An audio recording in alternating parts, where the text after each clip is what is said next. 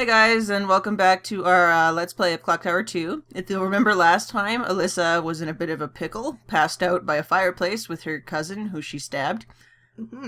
So, here we're gonna see the conclusion to that. What happened to Alyssa?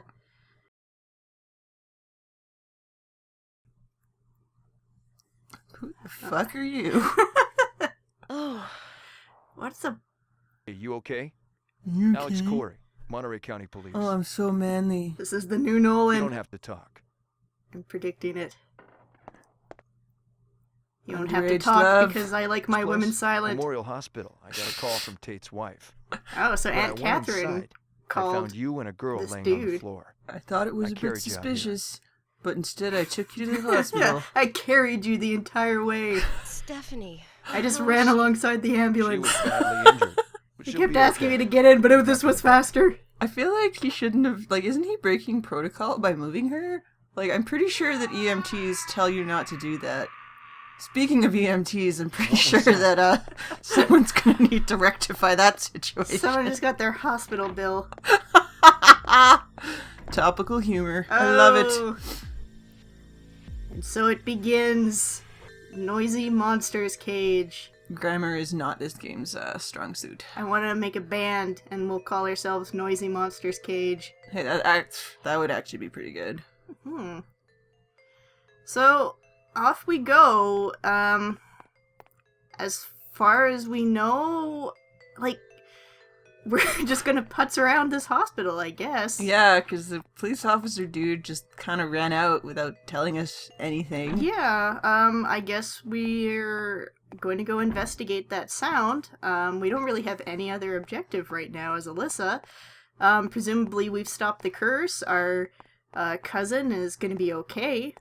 So maybe we'll just be able to go home and everything will be alright. Ignore the fact that, This is only the second part. Are you trying to escape? Alright, so this is one of the worst parts of this level. Basically, one of your objectives in this level is to trigger all of those random voice clips. And if you're playing it for the first time and not using some sort of guide, you are going to be randomly clicking on a lot of stuff. Yeah. Literally, this entire level is just you triggering a bunch of event flags. There's, not any other clearly defined objective. Not as such, no. It's, this is kind of where the game starts to fall apart a little. Well, we could from the sounds of it, we've got someone on our tail, based on the music cue, so let's see who it is. Scissorman? Oh, it's Disappointing. Jelly Green Giant. I don't want any peas. Just, bye. Oh, this is a carnivore. Just dissolves into the floor. Well, as zombies do. So, one of the annoying things about this level is that any zombies that you kill as baits will actually respawn, whereas any zombies as you kill as Alyssa will actually go away. So you want to spend the first part of the level kind of clearing out the zombies as Alyssa. Yeah, and as we can hear, we've already got another zombie on our tail. But it's okay because we're going into the bathroom, which is one of the most effective parts in this level, because there's a hidden broom that you can just whack zombies to death with. It's a pretty sturdy broom. It's, apparently. it's Mega Broom. Zombies might just be looking for a bathroom. Take cleaning! I don't really know what that means. So, I don't know. How do you feel about, I understand wanting to do some sort of random encounter, because as you progress through the stage, it keeps you on your toes, it stops it from being too predictable, but what do you think about the zombies? They are super lame, don't fit with the theme, and take it away from what could have been a nice supernatural horror game to something a little more grounded in science. Yeah, science which fiction. doesn't really fit with the Clock Tower canon? Yeah. So if we, are there any other stalkers in this level aside from the zombies? Nope. Okay. Yeah, disappointing, hey? Hello? Who the hell? Who the hell? Oh, sorry. Didn't mean to yell so loud. This man, like, never stops smoking, apparently. It's okay. I'm not gonna hurt you. He looks like he I'm could just a just newspaper crush reporter. Alyssa in a bear hug. Newspaper reporter? It's true. Alyssa is Yep. clearly really Doug super Bowman. tiny. Pleasure. I find all of Alyssa's audio clips sound gonna like poke they around were a bit edited more. to chop out the first part of every Poke sentence. around? Maybe, like, you know? the voice There's a actress big had a story habit here. of, like, starting off A all of her whole lot lines with a bigger than I giant thought. swear. See ya. And they were like, oh, we can't do this. Or she was too busy crying before each line. I have to say this? Oh no! I need this money. So, yeah, I feel like Alyssa maybe should have said, hey, did you see all the zombies? George Yeah. Maxwell? But she just let him go. Well, and it's kind of carrying on the same thing as last level, where it's. I feel like they're trying to get this lonely environment to make you feel more vulnerable because no one's there to help you, but then we stumble into this big, strong man who should be, able to look after, or at least help provide assistance to Alyssa's, 16? Yeah, if I was Alyssa, I'd be attaching myself to that man. Yeah, just anybody. Yeah. But we're gonna see that there's multiple people Alyssa stumbles into, but no one gives a care in the world to this 16-year-old girl wandering this zombie-filled hospital. Nope. I mean, yeah, you're on your own, Alyssa. Yeah. You'll be fine. It's So, cool. I guess back to the thought I was entertaining before we met Muscle Dude is if you replace the zombie encounters with someone who was more fitting into the supernatural clock tower dead. theme, would it work a bit better? Do you think, or would it still be really annoying to have to deal with stuff like this? No, I honestly think that What's if happening if here? again, if it had a more supernatural bend, I'd buy it a little better. Yeah. My whole problem with the zombies being in the game is it feels shoved in. Yeah. Like it doesn't feel like this was part of their original plan. Hmm. And I think from how the game plays out, you can kind of see that, yeah, they were trying to piggyback off Resident Evil. Yeah, because this came out around the same time as Resident Evil? Or? It did, yeah. Hmm. And I mean, Resident Evil was a huge hit. Mm-hmm. Yeah. So I think the game suffers just from trying to cash in. I think, I don't know, yeah, like, the zombies themselves, I'm not super into the zombie thing. I find that, I don't know, these random zombies just don't really have any significance or weight to them. Like it's with the previous game when we were facing off against Scissorman, it's like this is Jennifer's nemesis. This is somebody who wants to ruin her life, and here we just have these podunk do-nothing zombies who Wander around. yeah, like they don't seem like that credible a threat. No, especially when you can kill them with a broom. Yeah, there's that too. If this was the older Clock Tower game, we would smack Scissorman over the head with a broom. He'd probably just collapse, and then we'd run past him, but he wouldn't just magically dissolve into the floor. It'd be funny if he did, though. But yeah, this game does seem to suffer from a lack of, like, stakes. Because nothing's really set up as a goal for Alyssa We just found a key here. that the zombie was lying on. So we had to make that zombie attack us in order to be able to access the key underneath her. Yeah. Mhm. So, we haven't seen Bates quite yet in this this level, but what do you think about having to switch back and forth between Alyssa and Bates? I think it could have been an interesting gameplay mechanic if they had made it a little less tedious. Yeah. Yeah, because even just in this level itself, we're already dealing with the tedium of dealing with the zombies.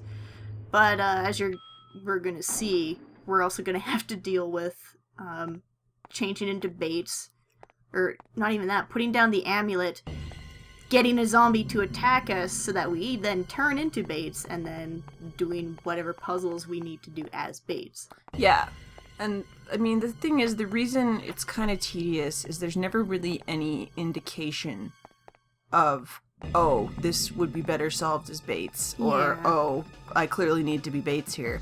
It's always just kind of this random guessing game, where if suddenly you can't progress, oh, well, I might as well try to turn into baits. Oh, I guess this progressed it. You don't get a feeling of solving a puzzle, you get a feeling of, oh, okay. You know what I mean? Yeah. Like, there's no satisfaction from doing things randomly and hoping they work out. When you solve a puzzle, it's not, you don't feel good that you figured it out. You just feel angry because there was no breadcrumbs left for you to make a figure out the solution. And, I mean, one of the biggest flaws of this game is just that the game design is bad in that regard. There's no hand-holding for the player at all. And hand-holding isn't even the right word. There's Yeah. no clues, hints, there's no logic to follow. Yeah. It's just a series of randomly occurring events that you happen to be part of. Well, and I mean, going back to, so as Genghis mentioned, our goal that we, the player, is aware of is that we have to trigger all those event flags. Except the thing is you wouldn't even be aware of it normally. Like, when I first played this level, I was so frustrated, and I nearly just quit the whole game. Yeah, because when you played this for the first time back in the day, so it was blind? Yes. Okay. It was blind until this level when I went, okay, I've been wandering around here for like 2 hours. Wow. I have to give up and like check a walkthrough here. And it was so frustrating. Like, So could this level benefited from having, I guess the game in general, from having hints as to when you needed to be baits? maybe? I mean, I know that you can find hints around the game. Yeah. Sort of. We haven't found that many, so Yeah. maybe I'd have to take another look at them, but I feel like even if you could, like, even if we do find a bunch of the hints, I think there's only 10 or 12, so that's not really enough here. Yeah, and I mean, I guess when I say hints, it's less so somebody going, hint, turn into baits here, and more just something in the game that, oh, hi, not Nolan. Are you We gonna... didn't mention it before, but this is Alex Corey, Still the think man Tate's with the guy who first did two it. first names. So his name isn't actually Corey, Uncle it's Alex. Oh, Yeah. And they just dropping some randomly plot on us. decided not to voice this part. I don't understand. Either that or I experienced a game glitch while I was recording, but I think we should go over to the lab. cause Tate's see, the it boss just there, isn't he? it'd be cool if like the rest of it wasn't voiced, but no. I think we should go to the lab. By that I mean myself, Toodles. I'll go over now. You come later. Hang out in the zombie-filled hospital. Why does he want her to come later? Like, that doesn't make any sense to me. You're Yeah. a terrible police officer. Has he seen the zombies? I'm assuming so. Well, yeah. And I mean, what just happened in that scene? I'm What's- so mad. What's the point in meeting people when they do nothing to They- help us? Explain anything? Yeah. I mean, he kind of explained that the lab might, but who I gives guess a shit? Yeah, he sort of maybe tried to give us a nudge as to what we're supposed to do. But as it turns out, we're not supposed to do that right now, Oh. so it's not even a nudge. We're supposed to Oh. continue on in the hospital. Never mind. Yeah, like that scene was stupid, and that I police officer is negligent. I guess that's just meant to be a bit of foreshadowing for the next level? I guess. Well, it kind of indicates where you need to go, but Yeah. like you still You might... putz around the hospital here, so I don't understand. You have to get through the hospital to get to the lab. Like nobody has any motivation. Yeah. Like Alyssa literally just seems to be like doing random things. Well, and yeah, like again, like we as somebody who's seen the walkthrough, we know what we're supposed to do, but Alyssa, the character, doesn't. And I mean, what is her motivation? Like, there's obviously some spooky goings on, but why is she bothering to stick around in the hospital? even if she had a line where she said, "Oh, but there's still some stuff I want to find out here," like, then it's just stupid. It's not. Well, I mean, it is, because if a police officer is like, "I'm gonna go away," and you're like, "I'm gonna stay in this zombie-infested hospital," like, it's dumb, but at least there's, like, something. Yeah, something to keep Alyssa here. Yeah. I sort of wonder if they could have maybe brought Stephanie back into this level. Maybe, I don't know. Maybe you have to find Stephanie. Maybe she's gone missing, and you're like, Yeah, maybe, yeah, like... something like that. Just something... some motivation to keep Alyssa here. Yeah. Because when it comes down to it, Alyssa seems to have no motivation at all in the game. Yeah. Ever. She's a very non-character who basically only does stuff in the game because that's what the game needs you to do to progress. She doesn't really exhibit any... What are you up to? Woman, I am trying to pee. Get your damn face out of my life. That's what it seemed like. That she opened the toilet and there was like someone in there. Like, what are you doing? I'm peeing. Leave me alone. God, Everything seems occupied. normal here. Oh my god. So that was flag 2 that we need to get. Yeah. And We will find out who this mysterious voice is. You may think that it will explain some things, but no. It's not really going to explain anything. I feel like Struggle Within in particular tries to keep you in the dark for as long as possible because it feels like it makes for a better twist. But really, it just gets annoying and frustrating. Well, because not only does the character have no motivation, you have no motivation. Yeah. Like, I guess, yeah, like, you as the player, why do you want to see the conclusion to Alyssa's story?